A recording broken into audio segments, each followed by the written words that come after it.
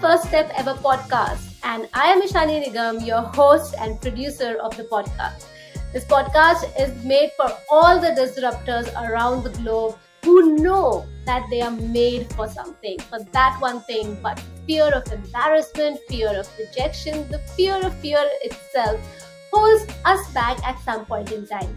But hey, those are the only milestones that if we cross, we are there to take our first steps. So, welcome on this journey with me where I interview people from across the globe so that they can share their story, their challenges, and you know that even you can surpass yours. Well, what are you waiting for? Let's get started. Welcome on my first step ever. It is absolutely and it is incredibly exciting to have people from all across the globe and, in fact, different phases of their life, of their professional journey. And today we have Shoaib Iqbal all the way from Australia. Hi, Shoaib. Welcome on my first step ever. Hey, thanks a lot for having me. I am extremely happy to have you over here because your journey has been very, very phenomenal, inspirational to a lot of people who know you over here in Australia. So I like my audience who are widespread to actually know what it takes to follow your goals, your dreams, desires, whatever you call it, and take the first step, which is the hardest. And that's why we're here to understand that how do you pass through the difficult challenges and actually make them part of your life. Now, before we go into that, I like to introduce you to my audience today. So, Shoaib is the CEO and founder of Esper Satellite Imagery, a company building and deploying sensors into space, wow, to monitor climate metrics of agriculture, mining, and the carbon markets. Big stuff, big stuff out there for sure. And Shoaib has a background in space science and has previously built and launched payloads on suborbital rockets before building Esper, and is also a fellow at 776 Foundation. He's a co-founder of Reddit. Now, there is a lot of stuff that's going on over here that you are part of, that you have built or been in the journey of, helping your team build throughout the process. So, first of all, Shoaib, welcome. Welcome on my first step ever once again. I like to ask you this question. What excites you about this industry? I mean, it's fairly simple in the sense that we're building and launching stuff into space. So I think just that, that pure statement in itself is, obviously really hard technology that's being built, and from an engineer or scientist point of view, it's just, super exciting to be working it. However, there's another dimension to that, mainly because we are not just building and launching those stuff into space for, I guess, the fun of it. We actually have a fairly applicable goal in mind when we build and launch these sensors, which you've mentioned, which are climate metrics. We're essentially looking to build a network of sensors tracking all the data of the climate to basically climate watchers. We're looking to build an ECG monitor for the entirety of the earth to monitor everything from carbon in the atmosphere all the way to the geology of the earth. And that's what primarily what really excites me is while we're building really cool tech, we're also having a huge positive environmental impact through that as well. I think you definitely understand the magnitude of the work that you're doing and the kind of impact it is making out there in the world. It's a huge thing. And to actually come to this level when you can or you're able to produce the work that will definitely help us progress as a society, and in many ways deploying technical abilities, and also you innovating along the way. There's lots that's happening in the space that you're right now. But while you were growing up, did you ever have any of these interests by any chance when you were growing up, and how was your mindset, if you could take us through that? Absolutely. I think a line that I use fairly often is that instead of cartoons, I grew up on Discovery Science. And I was just like really exposed to a lot of, I guess, mostly pure science or like pure scientific discoveries from from a really early age. And that's really played a pretty big role in just like my own personal development and the type of things that I liked. I was, taking apart toys and trying to build, stuff out of them myself. I think that just really led me down the engineering/science pathway. And then, of course, throughout my high school, I dabbled in like multiple different projects, whether it be, working on medical technology, working on energy tech. And through that, I think my mindset really formed in the sense of like, hey, I've realized that I have a huge interest in like science and just like engineering in general, and I want to be using these that interest to develop skills that I can then eventually use to hopefully have a positive impact on the art world. Which is why I was still I was attracted to a lot of industries in medical technology, where you're directly helping people, in energy technology, where again it's an environmental impact, and of course what we're doing today is of course a cool industry, but there is a positive impact at the end of the tunnel that we're working towards. So I think that's what my main driving force has been, is just like, hey, I want to build cool tech, I want to help people this while building cool tech. Wow, I think listening to you, what I can actually understand and deduce is that you always had probably a very clear North Star, a goal, a place to reach. Maybe it was just an overarching goal that you had, but you had some sort of direction that you were moving towards. And you sound very logical, very clear in your thoughts of how you want, maybe not how, but where you wanted to end up. So while we are in that situation, our audiences, if they are like teenagers, they're in uni or they are in high school, they may or they may not know what their north star is or what their goal direction is. So over here, if you're able to from your own experience, if you can just give them one tip, that if they're not sure what they really want to do, how can they navigate through their teens just for now? Growing up, of course, this was early 2000s and whatnot, and now the world is very much different. But we even, I guess the similarity is we were very much exposed to, or we are already exposed to heaps of information, everything from what's happening in the political sphere to everything on the climate end to just more generally what's happening in technology. Now, what really helped me was just like finding things I cared about, and hopefully or possibly building the skills to be in those industries, or make impacts in the places where I cared about. For me, it was obviously climate change. There was a lot of growing up very much exposed to that doomer perception of like, hey, the world's gonna end, we gotta do something about that. And that was Good motivation. basically, yeah, that was basically what really helped to be like, all right, I'm gonna build stuff and see if I can possibly make an impact on that. And I think it's just about being like, all right, what are the things that you really care about, what your value systems currently aligned with. And of course, if you're in your teens, you're still growing up, you're still learning.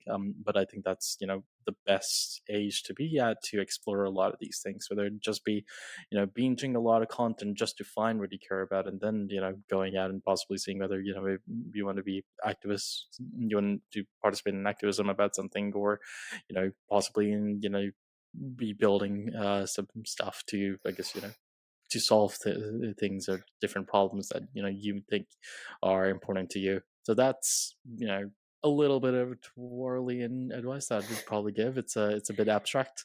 Yeah, that's something that's really helped me in my entire journey. I like to actually say that that's quite a good structure that you've provided, as opposed to being an abstract. You have actually given us, me, or people who are listening to us, a very hands-on tool for a situation where you're not sure about what your end goal is, and which, what you said, is to improve on skills, or maybe the next step or the situation wherein you feel that you are interested in, and just concentrate on that step, that skill, for now. Because when you grow in that skill, it'll take you to the next level, and slowly maybe the path will unfold for you if you're not sure what your goal is. So I think thank you so much, Iqbal, for giving us that piece of advice over there. So from here in your journey, and what I can actually understand, and I can see that you have a lot of confidence in your own subject matter. You know a lot. You're very well spoken. So these are few things, the communication style, the confidence, knowledge about your own subject, very important at different stages of life, professionally or even in school, high school, and these take you to various aspects and to also help you stand out. So for you, before you started your own company, did you ever feel that these things were inculcated in you from the very beginning? This was natural and you just kind of honed your skills, or you really worked towards these skills? I think it's a mix of it. From a mindset point of view, definitely I do feel like they were a lot of places, especially when it just came to like my mindset of like, hey, I want to build cool tech and help people while doing it, or while doing it, while helping people also be making money doing it. So I think those three things were sort of really ingrained into me fairly early, just because that's where I guess all of my value systems sort of really intersected. Now I can't really tell a formula for how that sort of happened. It's of course sort of depends on a lot on your upbringing. I just was given a pretty big free hand to do whatever I want and sort of explore what I wanted to do. And I think my personality just developed in a way where I was like, all right, this is real what I really want to do, regardless of what specifically I end up doing. But this is like the overarching theme that I want to have, at least for my career. So that's sort of really helped me build that from a more developmental level. But of course, when it comes to very specific things, let's say public speaking, for example, I remember giving my first speech. I think it was for a so my high school used to have the student council elections, and I think that was the first time I Wow. probably like spoke. Yeah, that was the first time I probably spoke in front of like 500 people. I remember when I went up to stage, I was like my hands were shivering and stuff. That over time is just type of skill that you sort of just really make better. It becomes sort of second nature to you. Like right now, I can easily talk about what I work on, and there is very little nervousness. But of course, it's sort of taken years to sort of accumulate a lot of that confidence. And yeah, confidence is you can have an overarching theme, you can have a mindset, but confidence is definitely something that's sort of cultivated the more you get comfortable in the situations that you put in, which is for me, which is from a CEO, public speaking is basically my second or third job that I need to do after running my company. I need to be an evangelist for the company and sort of be pushing the word out there to make sure everyone knows it. Wow. So I think if I can summarize this for our listeners today, the three things that probably I take away from your journey is that the mindset is very important, and also the intention. If you are really sure of what value you're providing or how you're helping someone, I think the nervousness actually converts into, let me solve their problem, how I can solve their problem. So the nervousness shifts, the confidence comes from the point of view that you're actually able to help someone. And when you're able to help someone, if you're in that position of being able to help someone, that's where you derive the confidence from and you feel happy about it. And I think the third thing I really understand from your journey is that you knew that what aspects of your role or the career that you are in might require, and you have worked on it very early on, or whenever you got the opportunity, you grabbed it. So these are really interesting things that I could kind of figure out from how things went for you. So thank you so much for sharing with us, Iqbal. Now coming to the very interesting point of how did you start your own company, your own entrepreneurship journey. So I want to understand, like, over here, if there are three highlights that you can take us through, that what it takes to take your first step towards your goal. I don't think it can be limited to three. I think it's a journey that just has 100 different steps as you sort of keep on going to it. I met my co-founder when we were in our first year for our university degrees. We just worked on multiple different projects together, whether it be uni projects or whether it be just different stuff through hackathons. We've been to a number of hackathons, and that's sort of how the company also started. It was, I think, 2019 UniHack, where we ended up winning, and we were like, all right, we were initially working on a slightly different idea, but when we ended up winning, we were like, all right, let's take this and try turning it into a company. So that was first couple of years, it was a university side project. We built a couple of prototypes of the sensors that we wanted to launch, and eventually it was 2021 when we raised a bit of funding and we got government grants as well. We were like, all right, let's go full time. Let's try to launch these things up into orbit, and that's how we've gotten here, where we've raised quite a bit of funding now through venture as well as government grants, and now we're going to be launching our first two sensors this year, one in October and one in January. So that's sort of how it has taken that's how my journey's taken place, from just trying out multiple different things, going to a number of hackathons, multiple different projects that I worked on those different hackathons, and just sort of finding what, obviously from a team point of view, finding my co-founder, seeing what type of stuff we liked, and how best we work together. Then of course growing into this industry and developing an interest for that, and just making and just figuring out that our skills are a fairly good fit for this. I think, yeah, that's sort of how I'd summarize how we ended up starting this company. Lovely. So, I mean, with the clarity with which you talk about, that take us through your journey, it shows that you had no time to waste. You either you knew the next steps, or you just kept on building to the next step, and you did not stop over there, which is amazing, because I think that's how you fail fast, you learn from it, and then you go forward, which is amazing. In the situation of being actually there until the things have of or materialized, you have made it big, the launch that you were waiting for, I mean, with your company, it has finally happened.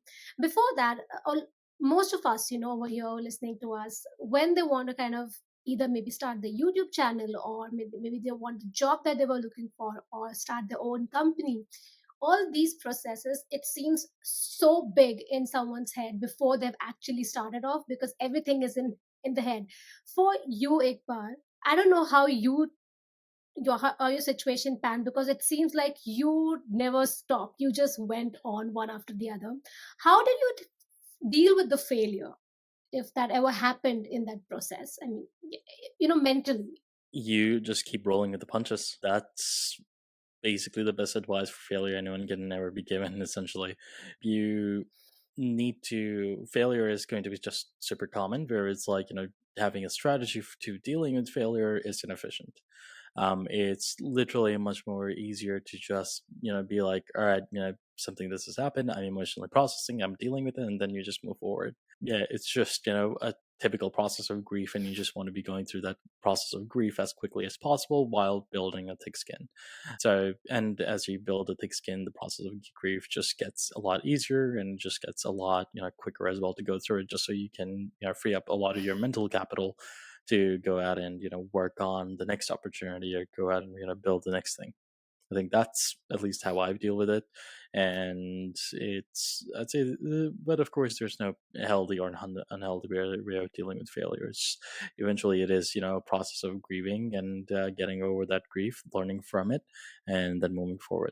That's actually a really cool piece of advice, because if I think what he was saying is that the more you fail, the gravity of the situation really diffuses, because like you know how the failure tastes now, you know what things could That's go right. wrong, you know how it feels. So how many times will you feel the same feeling? You know how it's going to be like, and you can actually snap out of it quickly. So that's a really cool piece of advice, everyone who's listening to us. Fail as many times as you can, and as often and as fast as you can, because first failure would hurt you very. Thank you so much, Iqbal, for being on my first step ever, and let me understand your journey. How did you make it to where you are? And it was really lovely knowing you as a person, and even your mindset, that how you approach your work. It's quite refreshing for me to have a chat with you on this podcast. Now, before you go, I like to quickly ask you one thing. Has there ever been a situation in your professional or personal life so far that has been so difficult for you to overcome? And if yes, then what is one advice that you can, give each one of us, that no matter what, if you do this, or maybe if this is how you deal with things, or maybe this is how you dealt with it, this is and that helped you? There isn't like a specific thing that comes to mind. It's just, everything's a huge roller coaster, and there's a lot of, different things that will happen as you go through the ups and downs, everything from, really good things to really bad things. But I think it just, goes back to my previous advice, where it's just, it's a process of grieving, and you just gotta get better at grieving different things as, the gravity of situation changes.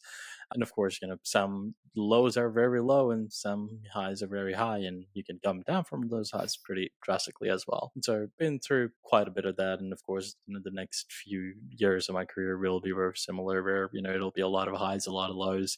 Nothing is, nothing can be on an upwards trajectory all the time. So yeah, it's goes back to my previous advice. It's just a process of grieving, and you just need to get better at that. As of course, not putting pressure in terms of like I want to be sad all the time, so I can get better at being sad all the time. But Yeah. yeah, just sort of getting better at that process of dealing with things from both small and both larger ones. And you just you everyone copes differently, so there isn't exactly a one size fits all kind of advice, other than just this overarching statement of just you know be open to grieving and then make your grieving efficient. Lovely, lovely. That is a very, very interesting piece of advice. So thank you so much, Shoaib, for being on my first step ever. And before we take your leave, I like to request my guest speakers to leave our listeners with a quote or a thought or a saying that they really resonate with.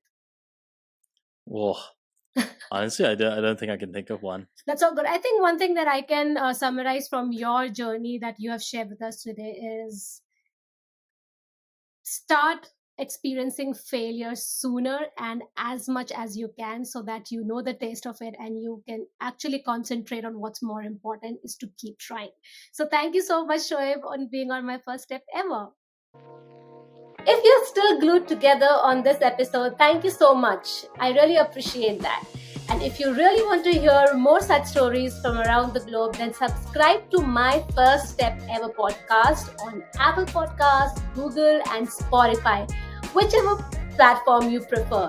Please do give ratings and please do write your comments. And you can directly reach out to me on my First Step Ever _IN. That's my Instagram handle. A little about myself. I have always loved performing on stage, acting, speaking, and just emoting myself. So I use these mediums different ways so that I can connect with people, help them, empower them, infotain them, which is to inform them and entertain them. If you would like to collaborate for any opportunities, more than welcome to connect with me on my Instagram handle. Thank you.